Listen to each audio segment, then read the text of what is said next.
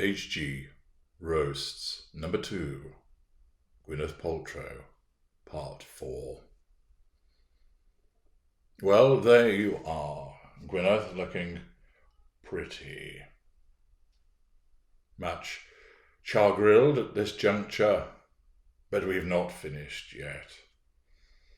Your excessive levels of pretension, grandiosity, your condescending nature, the necessity of asserting control from your lofty perch, looking down upon the mere mortals, as so caught up in yourself and so self-absorbed, you need to pronounce upon a variety of things. Polymath you are not. Global Titan you think that you are. Undoubtedly, you have made plenty of money. You're well known. You're famous. But you have some very odd ideas. And this delusion pokes through.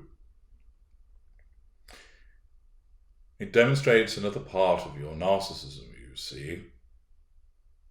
In effect, it's a weakness, because it invites threats to your control. Not that you will see it that way, but it invites threats to your control as a consequence of people seeing, quite simply, the pure, unadulterated manure that comes out of your mouth.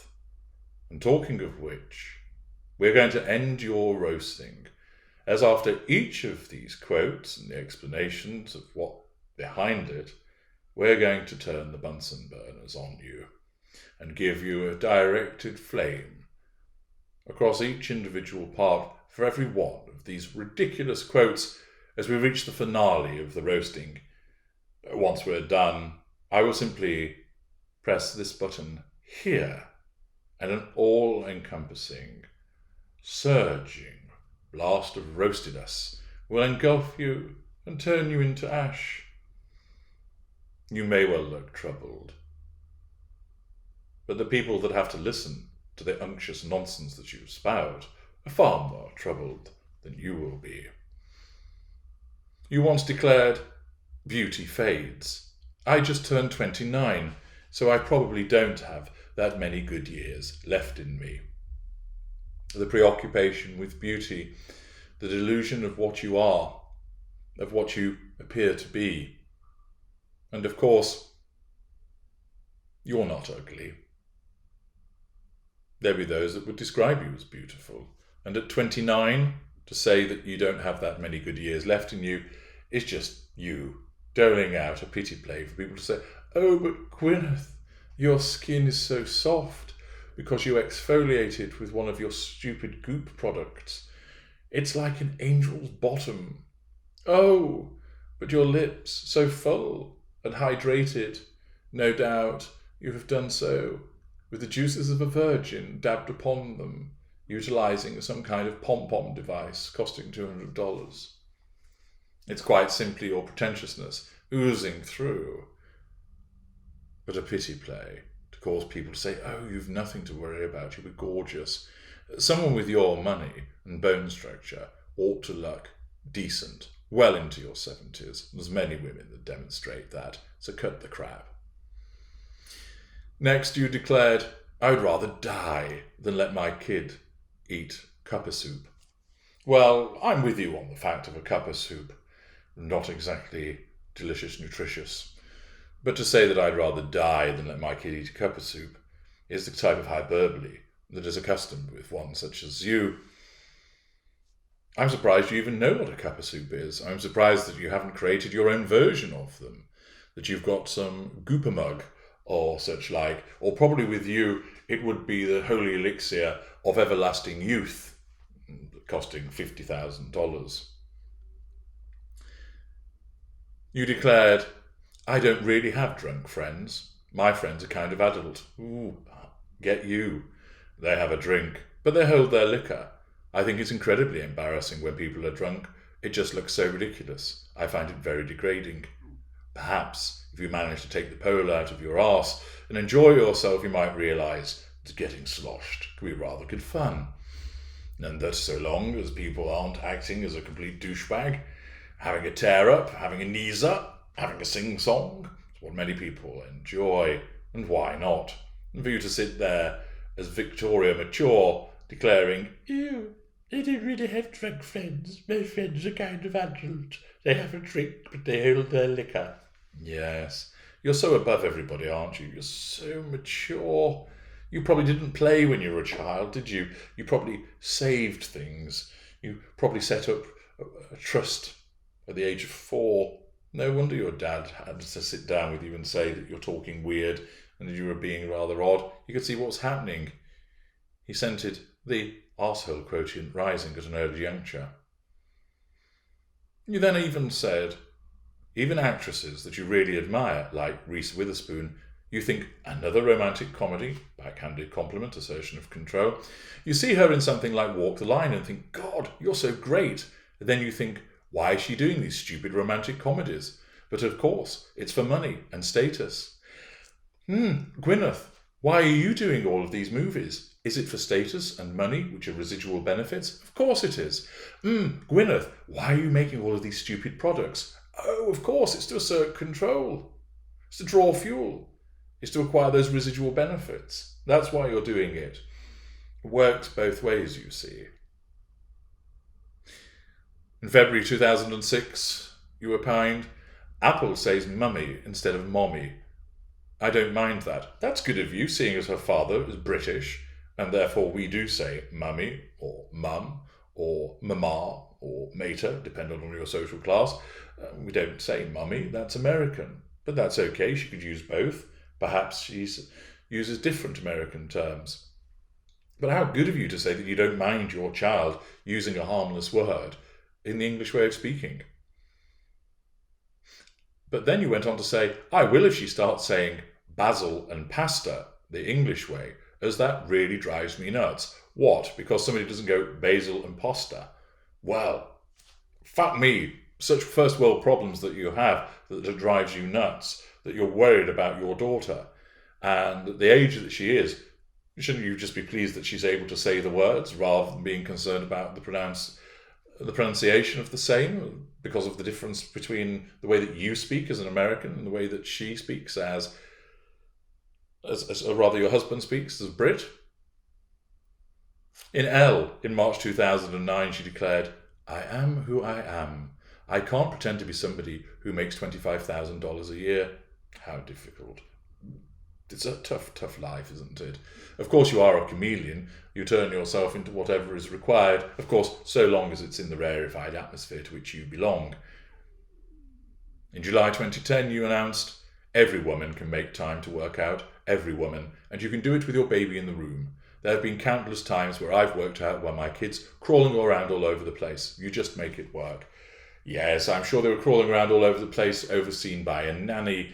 And even if they weren't, of course, you care more about how you look than what's happening to your children.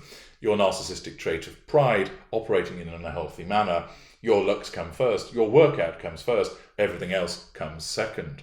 Well, all that workout isn't going to help you out now, as the Bunsen burners have replied.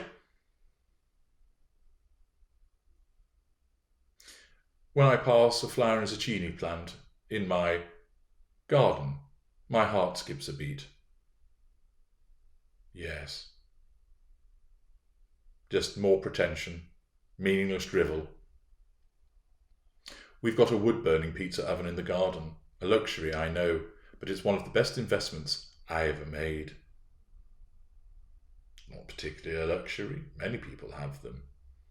Taking care of yourself is being there for your kids. Well, you haven't demonstrated that. You're too busy doing your workout. You're on the Stepmaster while the kids are shoving Play-Doh up their noses. You don't give a flying fuck about them.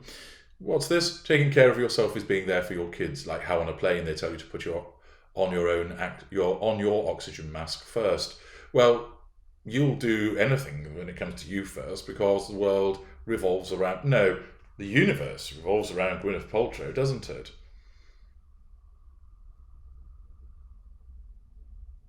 I know people that I respect and admire and look up to who have had extramarital affairs. Ah, okay, fair enough. Moral compass a bit askew there, of course. Why? Because you don't have one.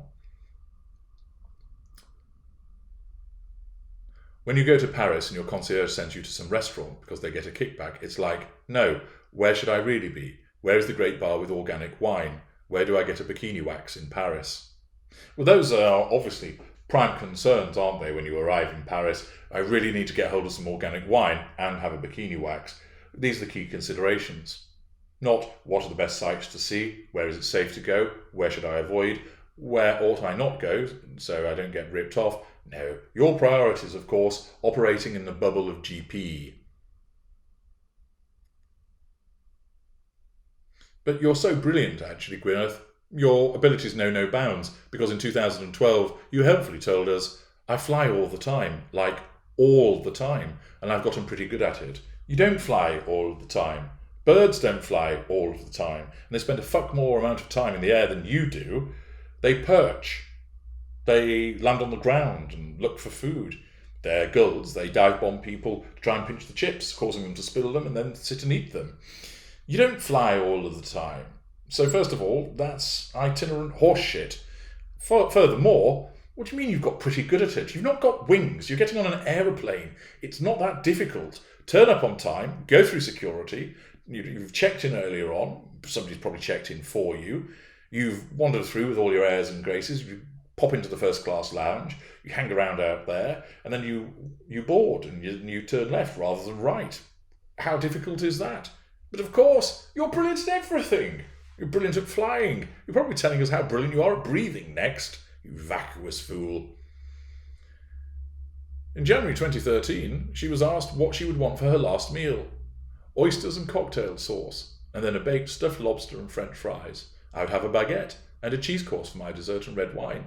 I drank like crazy when the kids were babies. Of course, because you ensure that you look after yourself in order to look after your kids by being a complete lush. That's really helpful. No wonder Mr. Martin wanted to get away, although, of course, you make him come back nearly every day to keep on the leash. How else could I get through my day? I don't know. How else could you get through your day without propping yourself up with alcohol?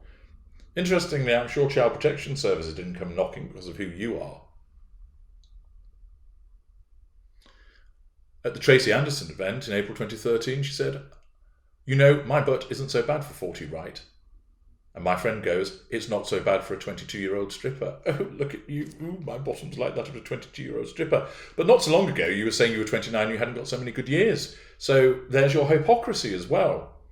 You really do talk shite. I've lived in England for 10 years, and the accent is the most beautiful in the world, except how you pronounce pasta as pasta instead of pasta. I'm sort of joking when I say this, but I don't really want my children speaking that way. Well, then you're not actually joking, and that's twice you've mentioned that. It's fair enough if you want to cause them to speak in a particular way, but I'm surprised that you can remember to do it.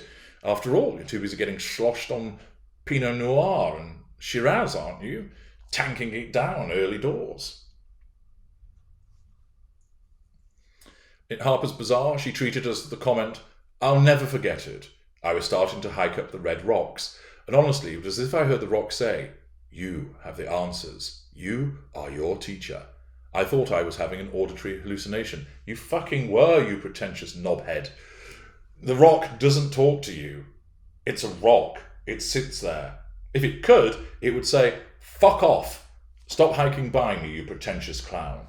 That's what the rock would say to you. In fact, the rock would say, "Brothers, let's band together and cause a landslide. Let's roll those rocks over Blondie's head and crush them. Make it squish like a watermelon." That's what the rocks would do if the rocks could think. They'd band together and somehow crush the living daylights out of you and the crap that comes out of your mouth. Harper's Bazaar, April 2013. Just to have my kids be in the sun every day, picking avocados. Yes, because all kids love doing that. I remember my own childhood. There's nothing more that I love than going to my grandma's house and thinking, "Oh, Granny, can we pick some avocados?" Fuck that shit. Not at all. I wanted to play war. Shooting people. That was what we wanted to do as children. Besides other nefarious activities, which I'll save for another occasion. Picking avocados. Yes, of course. And she continues even for 2 years or something, and come back when they go to senior school. So you basically want to piss off, take them out of school for 2 years, fuck around picking out avocados, whilst getting pissed up on the red wine. You really don't think before you open your mouth, do you? And on it goes, On it goes. Quote after quote, talking about the sun, saying, it's much harder for me, I think, to have a regular job and be a mum is not as. Of course, there are challenges, but it's not like being on set. All she does is spout. For instance, here's one. I am fascinated by the growing science behind the energy of consciousness and its effects on matter. I have long had Dr. Emoto's coffee table book on how negativity changes the structure of water, how the molecules behave differently depending on the words or music being expressed around it. It's fucking water. It doesn't change dependent on the words or music. It changes if you stick it in the freezer, it becomes ice. It changes if you apply heat to it. It alters its state. But words or music being expressed around it, utter delusion. And she just provides so much of this complete nonsense. There can be no more of this. The roast must now end. We could go on for days quoting the horseshit that comes out of your pretentious mouth. You really haven't a clue what you're talking about. But in your world, you think everybody hangs on your every word. You think that everybody's interested in the nonsense that you spout, no matter how deluded and how crazy it actually is. You're content in your world. You're mistress of it all. You assert control quite readily. But not now, because now, Gwyneth Paltrow, the curtain must fall. And as the Bunsen burners track their way back and forth, roasting you, I'm now going to press the big red button and consign you to oblivion. Gwyneth Paltrow, you have been roasted.